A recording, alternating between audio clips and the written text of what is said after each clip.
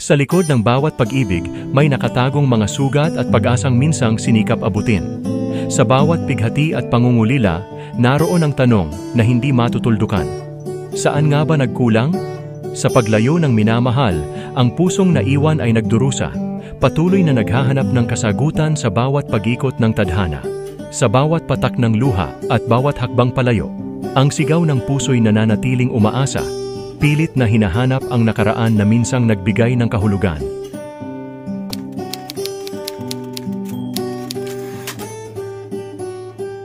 Saan nga ba nagkamali at nagkulang?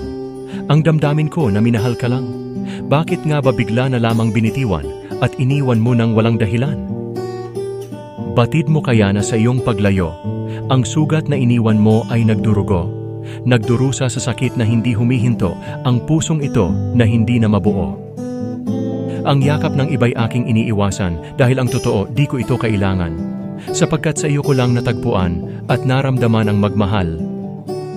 Bakit nga ba hinihintay pa rin kita kahit alam kong may iba ka na nga? Bakit patuloy pa ring nagpapakatanga at hanggang ngayon ay umaasa pa? Minsan sinasabi ko na sana ang tulad mo'y hindi ko na nakilala. Sana di na dapat kita nakita pa, tuloy nagtatanong, bakit mo pinaasa?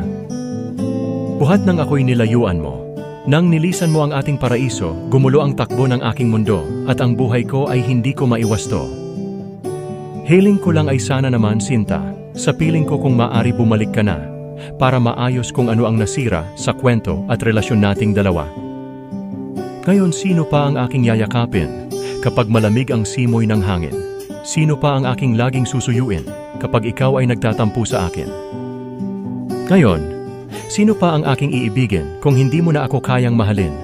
Bakit pa kita susubukang habulin kung ayaw mo na nga akong piliin? Kung wala ka na sa aking pagtingin, mabuti pang huwag ko nang pilitin. Mas mabuting matapos na lang din at ang lahat ng dati akin nang lilimutin.